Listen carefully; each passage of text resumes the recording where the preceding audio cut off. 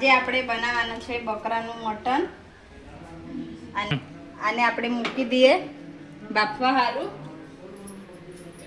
આમાં આવે છે ને લવિંગ, જાવિત્રીનું ફૂલ અને કાળી મિરી નાખી દઈએ. થોડા સા ડુંગળી भी કાપી નાખી દઈએ, 1 ચમચી જેટલું. હવે આને આપણે થોડીક વાર બાફી લેવાનું છે.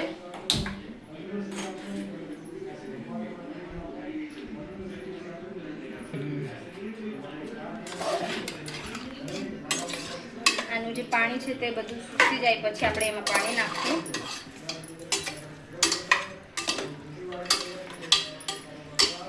આપણે આ જે ચિકન બાફવા મૂકેલું હતું બધો મસાલો નાખીને જો કેવું થઈ ગયું, પાણી છૂટી ગયું બધો.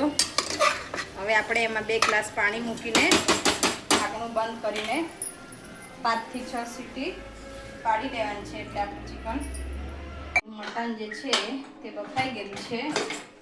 જો તમે એકદમ મસ્ત રીતે થઈ ગયેલું છે.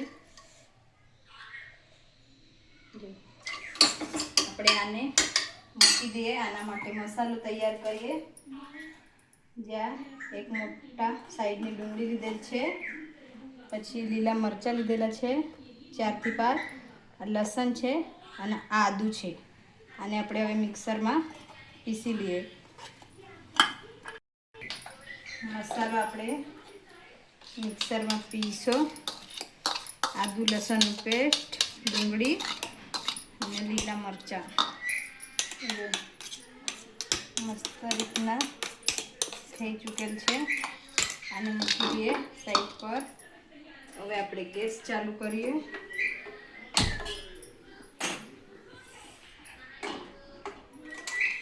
આપણી કઢાઈ, આમાં આપણે વઘારવાના છે.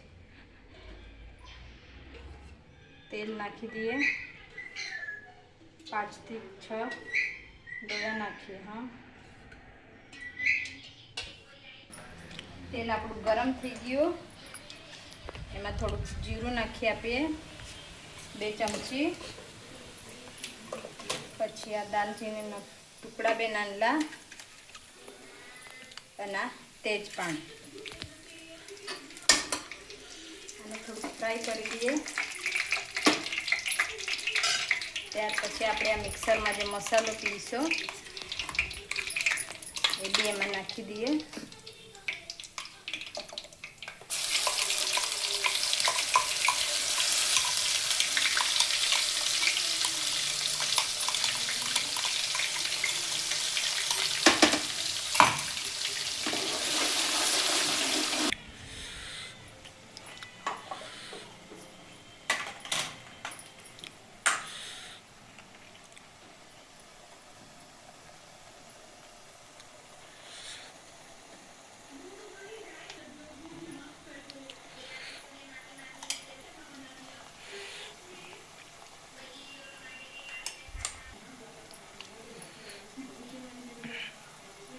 તેમાં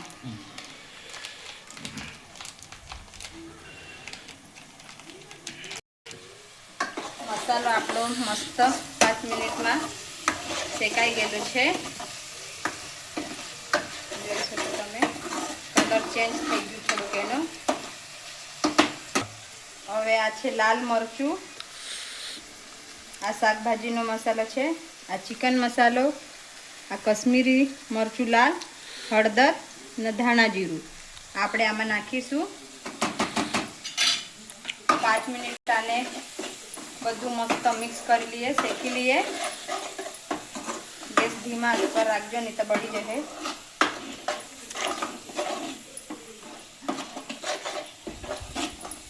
પછી આપણે આમાં દહીં નાખવાના છે. હમણાં મસાલો એકદમ મિક્સ થઈ ગયેલો છે.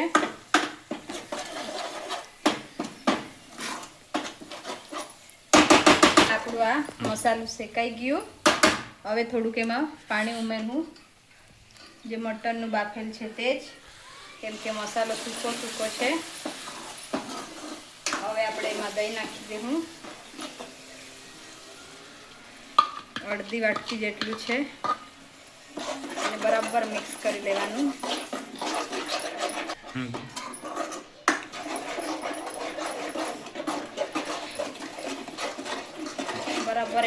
કરતા રહેજો, નહીં તો બધું ફાટી જશે દહીં, શાક બગડી જાય એટલે એને હલાવતા જ રહેજો.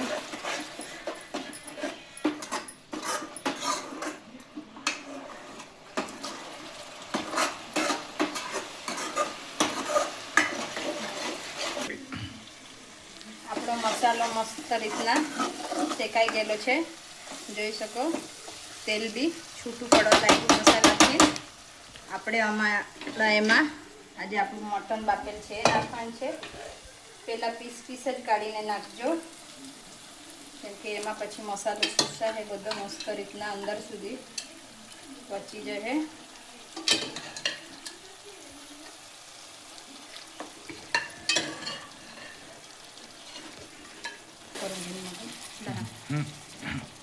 આપણે આ મટન જે આમાં નાખી આપ્યું એને બરાબર મિક્સ કરી દઈએ. અંદર થોડોક મસાલો અંદર સુધી જવા દઈએ. એના પછી આપણે પાણી નાખી દઈએ. મસાલો અંદર સુધી એકદમ મસ્ત ગ્રેવી પહોંચી જાય ત્યાં સુધી. તમે આવી રીતના સૂકું બી ખાઈ શકો અને એને રસાવાળું બી બનાવી શકો.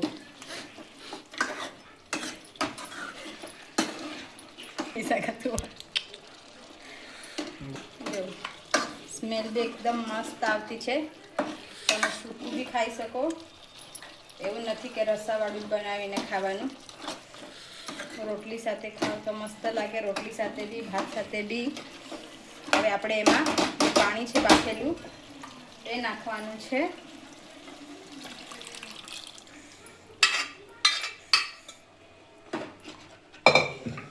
જોઈ લો, એની ગ્રેવી મસ્ત થઈ ગયેલી છે. રસો તમે તમારા હિસાબથી કરી શકો, ઓછો વધારે. આપણે હવે એમાં મીઠું નાખવાનું છે.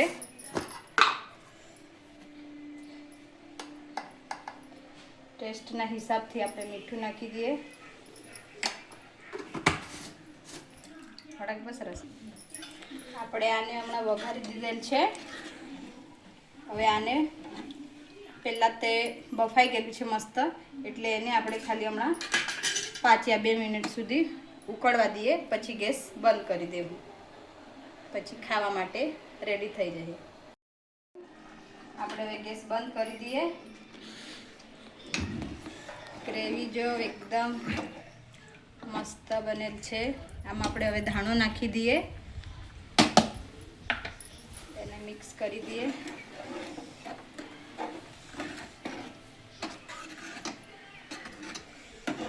હવે ડીશ તૈયાર કરવું ખાવા માટે.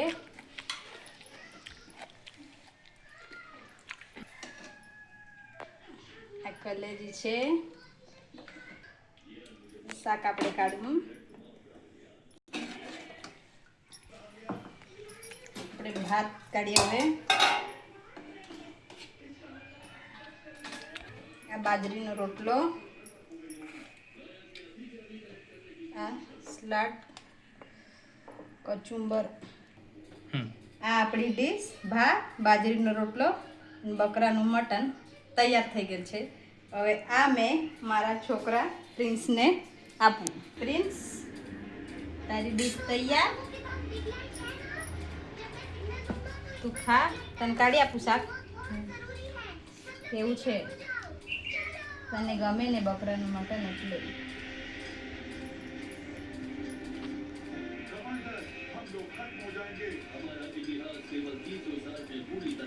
કેવું બનેલ છે?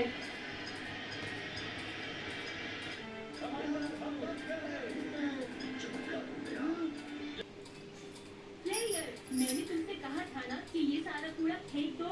ये सब कूड़ा नहीं की यादें हैं, क्योंकि अब इन्हें अम्मा आ तो वो मस्त છે. આજનું બકરાનું મટન તો એકદમ અલગ જ. જે રીતના મેં બનાવ્યું છે ખાવાનું આજે બકરાનું મટન, મારા છોકરાને બહુ ગમ્યું. એવી જ રીતના તમે બી બનાવશો તો તમને બી બહુ સારું લાગશે.